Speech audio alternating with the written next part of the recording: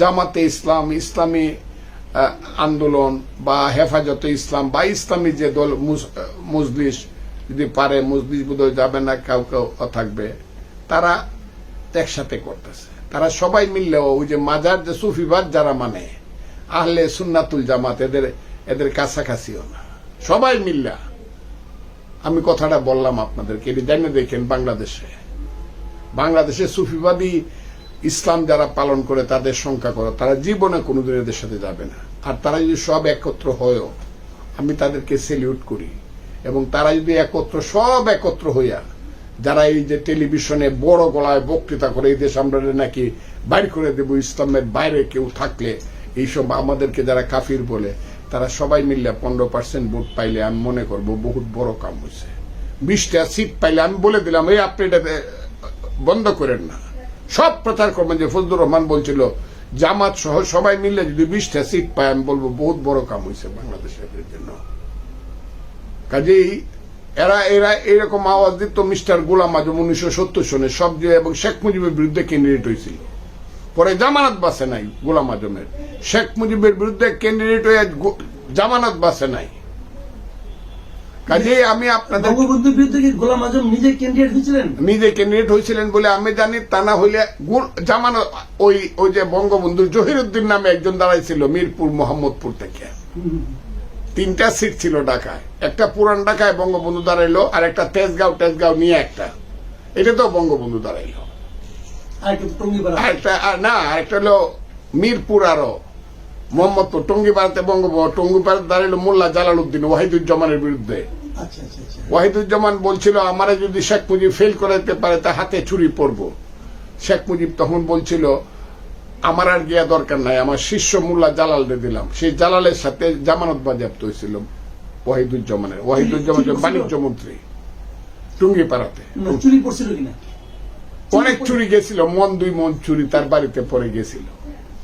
কাজে গোলাম আজমদের কারো জামানত ছিল না 70-এর নির্বাচনে। আজকে যারা বাকবাকুম করতেছে, আমি বাংলাটা বাইর করছি, বাকবাকুম আজকে যারা করতেছে, আগে পাশ করে যারা মনে করে যা করে উলিয়া হয়ে বা খলিফা হয়ে গেছে, ইসলাম জাহানের খলিফা যারা হয়ে গেছে, যারা মনে করে, তারা নিজের এলাকায় দাঁড়ায় দেহ কয় হাজার ভোট পায়। আমি চ্যালেঞ্জ করলাম, সিলেট তো ধর্মস্থান, হিন্দুদেরও ধর্মস্থান, মুসলমানেরও ধর্মস্থান, দুইজনেই মহামানব একসাথে আছে। এক হযরত শাহজালাল মুসলমানদের জন্য আসছে লা ইলাহা ইল্লাল্লাহু মুহাম্মাদুর রাসূলুল্লাহ, হযরত শাহজালাল।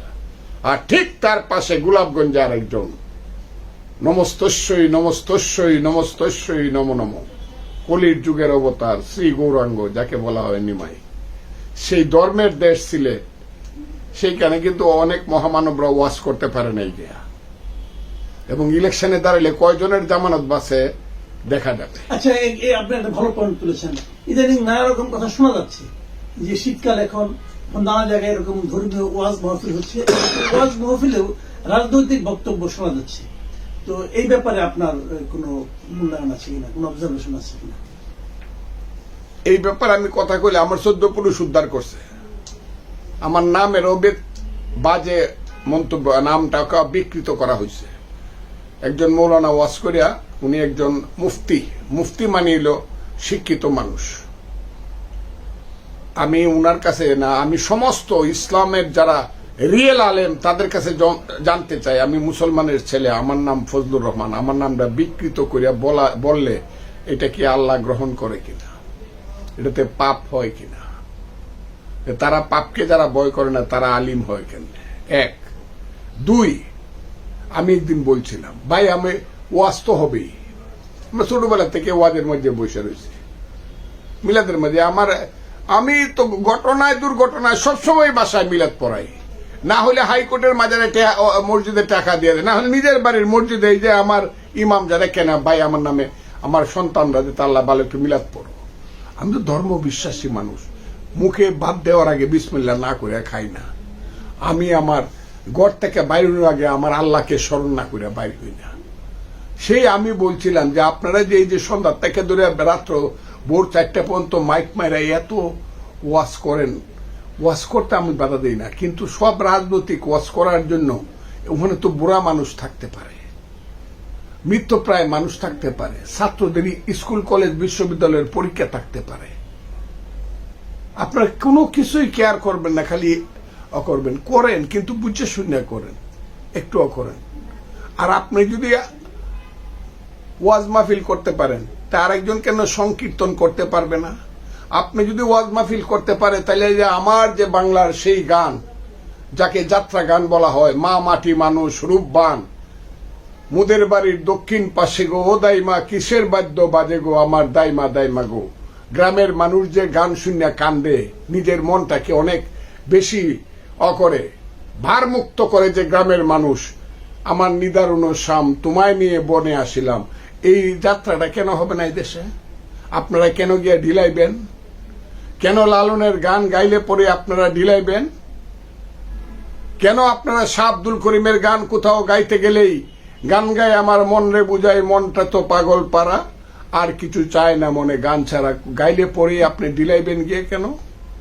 আপনি বাধা দিবেন কেন? আপনি ওয়াজ পড়তে পারবেন, আরেকজন কীর্তন গাইতে পারবে না, আরেকজন গান গাইতে পারবে না, আরেকজন যাত্রা নাটক করতে পারবে না, আরেকজন কবিতা পড়ে। এই কথাটা বলছিলাম, কারণ এটা তো সবার দেশ, সবার দেশ, বাঙালি জাতির দেশ। 10,000 বছরের বাঙালি জাতি, হিন্দু নয় ওরা মুসলিম, জিজ্ঞাসায় কোন জন, কান্ডারি বলো ডুবিছে মানব সন্তান আমার মা।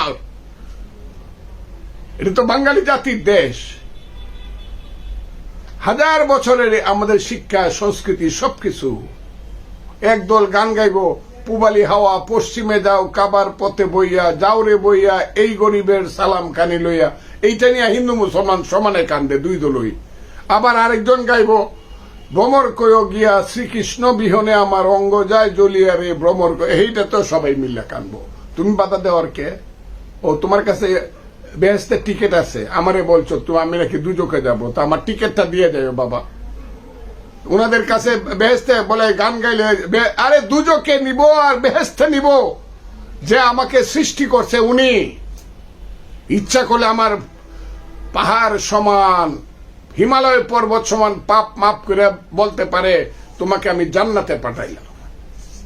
আর আপনি মৌলানা সাহেব, মা চিনবে না, বাপে চিনবে না হাসরের ময়দানে। যদি আপনি ইসলাম বিশ্বাস করেন, আপনি যাইবেন কিনা আগে হিসাবটা করে লইয়েন। আমার হিসাব আপনার করণ লাগবে না, আমার হিসাব আমি আল্লাহর কাছে দিব না। এইটা যে শুরু হয়েছে এই দেশে, সারা দিনে রাইতে রাজনৈতিক ওয়াজ করে তারা, কি এর লাগে? ভোট পাওয়ার লাগে। তা আমি কইছি আজারি সাহেবের মিটিং এ তো 15 লাখ লোক হয়। উনি তখন একদম জামাতে ইসলাম, সবাই জানে উনি জামাতের কর্মী। আমি চাই আজার, ওনার বাড়ি নাকি যাত্রাবাড়ি, এই যে এখানে যাত্রাবাড়িতে ওনার মিজানুর রহমান আজহারি, ওনাকে আমি সালাম দিলাম। দেখতে চেহারাটা এত সুন্দর, সুফি সাদি চেহারা ওনার। লাখ লাখ মানুষ ওনার বক্তৃতা শুনে, একদিনে 15 লাখ। উনি আমার খালি হয় নবী আর না হয় সালাউদ্দিন, যে দৌড় সালাউদ্দিন যাকে বলা হয় আপনারা যারা অকরে বলেন, কুটিল ভাষায় বলেন, ওর সাথে দাঁড়ায় দেখেন তো মৌলানা আজহারি। আমি চাই উনি দাঁড়ায় 15 লাখ ভোট পাক। আমি চাই ওই যে আমার ভাই একজন জেলখানায় থাকতে ওনার ব্যাপারে আমি কত করছি, এখন বাইরে দেখলাম যে উনার নাম হইল, উনার বাপ কিন্তু খুব ভালো মানুষ ছিলেন, উনিও ভালো মানুষ। উনার নাম হইল মামুনুল হক, মৌলানা মামুনুল হক। মৌলানা মামুনুল হক মুফতি আজিজুল হকের ছেলে, বিখ্যাত ব্যক্তি। ইয়েস, উনাদের সম্মান আছে, সবকিছু আছে, কিন্তু মামুনুল হক দেখা যাইতেছে যে উনার মতো করে উনি এই দেশে যে বক্তৃতা করতেছে অনেক কলজা কাঁপে উঠে। আমি চাই উনি একটা সিট থেকে দাঁড়ায় দেখুক, উনি দাঁড়ায় 10 লাখ ভোট পাইয়া পাশ করে হোক, উনি বাংলাদেশের প্রধানমন্ত্রী হয়ে যাক যদি মানুষ ভোট দেয়। উনার আইন যেটা শরিয়া আইন ছাড়া মানবে না উনি কিছুই, শরিয়া আইন উনি পাশ করে ফেলুক যদি বাংলাদেশের মানুষ ওনাকে ভোট দেয়।